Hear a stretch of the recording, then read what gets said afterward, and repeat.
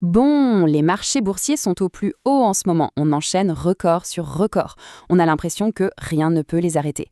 Mais est-ce que ça va vraiment durer? Parce que figurez-vous, certaines analyses dessinent un tout autre tableau, celui d'une correction majeure qui pourrait bien se profiler pour 2026. Alors, cette euphorie ambiante, est-ce qu'elle ne cacherait pas quelque chose? Des signes avant-coureurs d'un retournement de situation? C'est pile la question qu'on va creuser ensemble, en se penchant sur une thèse d'investissement particulièrement fouillée. Ok, pour y voir clair, on va découper cette analyse en 4 temps. D'abord, on va décrypter les grands cycles historiques. Ensuite, on va se demander si, concrètement, les marchés ne sont pas devenus beaucoup trop chers. Après ça, on ira chercher les signaux d'alarme dans l'économie réelle. Et pour finir, on verra quel plan d'action est suggéré face à un tel scénario. Allez, c'est parti pour la première partie. Les premiers indices, on va aller les chercher dans l'histoire, dans les grands cycles qui rythment les marchés depuis plus d'un siècle. Alors là, premier truc super intéressant, le cycle décennal. En gros, les statistiques montrent que la 6e année d'une décennie, comme 2026 justement, est historiquement l'une des moins bonnes. On parle d'un rendement moyen de seulement 3,75%. C'est un premier indice purement statistique, mais ça met déjà la puce à l'oreille. Et tenez-vous bien, il y a encore plus étonnant, le cycle de Benner, un truc développé en 1875. Et pourtant, ce modèle a vu juste pour les sommets de 1999 et de 2007, avec une précision assez dingue. Et le prochain gros sommet qu'il annonce, eh oui, 2026. Évidemment, ce n'est pas une boule de cristal, mais l'observation est quand même fascinante. Un autre concept super important, c'est ce qu'on appelle le retour à la moyenne. Imaginez une ligne qui représente la croissance moyenne du S&P 500 sur un siècle. Eh bien aujourd'hui, le marché est perché 25% au-dessus de cette ligne. L'histoire nous a appris que quand on s'éloigne autant de la moyenne, eh bien souvent ça finit par corriger pour y revenir. Ok, on a vu les cycles historiques, mais est-ce que les chiffres d'aujourd'hui confirment cette tendance? C'est notre deuxième partie. Les marchés sont-ils, oui ou non, trop chers? Pour savoir si quelque chose est cher, on regarde son prix. En bourse, un des outils principaux pour ça, c'est le fameux ratio cours sur bénéfice ou PE ratio. Pour faire simple, ça nous dit combien on est prêt à payer aujourd'hui pour chaque euro de bénéfice qu'une entreprise génère. Plus ce chiffre est haut, plus on considère que le marché est cher. Alors justement, où est-ce qu'on en est aujourd'hui? Le ratio actuel du S&P 500, il est à près de 28. C'est bien au-dessus de la moyenne historique qui tourne autour de 16 et ça nous rapproche dangereusement du pic de 30 qu'on a vu juste avant l'éclatement de la bulle Internet en 2000. Et c'est là que ça devient vraiment parlant. L'histoire nous montre que quand on part d'un ratio aussi élevé, le rendement moyen sur la décennie qui suit est souvent négatif. Ça pourrait vouloir dire qu'on entre dans ce que certains appellent une décennie perdue pour les actions. En plus de ça, il y a un phénomène qui se passe en ce moment, et c'est vraiment rare. Pour la première fois depuis longtemps, le rendement que l'on peut obtenir sans risque avec des obligations d'État est plus élevé que le rendement qu'on espère avoir avec les actions, qui, elles, comportent un risque. En clair, on est moins récompensé pour prendre plus de risques. C'est un signal d'alarme assez fort. Et la liste ne s'arrête pas là.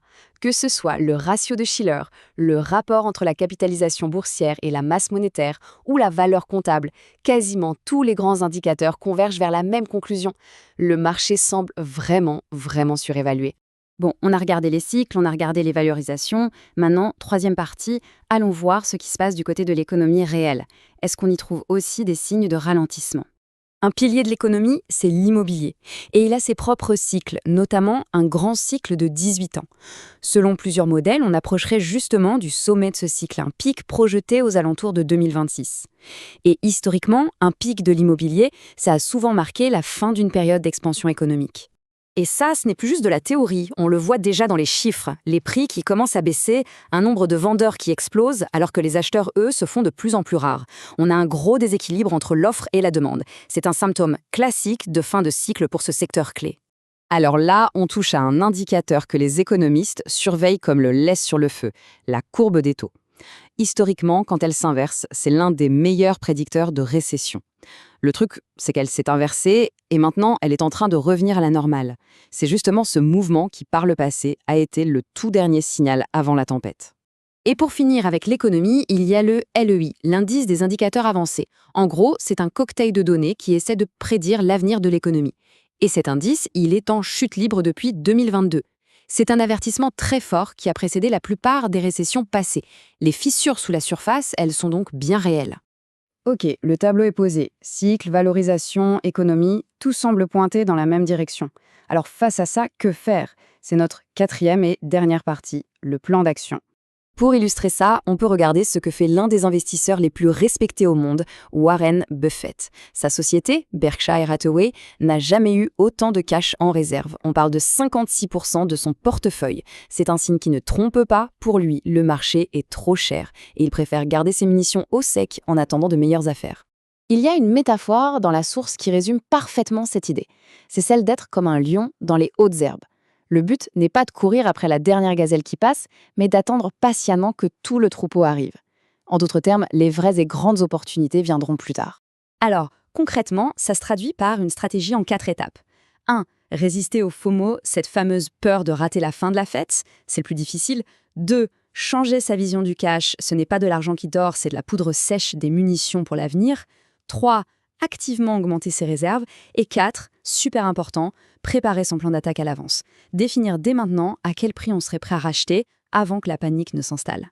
Et tout ça, ça s'inscrit dans un contexte historique plus large.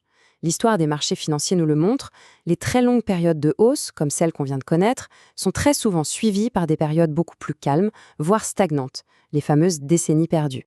Pour résumer, que ce soit les cycles historiques, les valorisations qui semblent au plafond ou les signaux de faiblesse de l'économie, tout ça dessine un scénario qui appelle au minimum à la prudence pour 2026.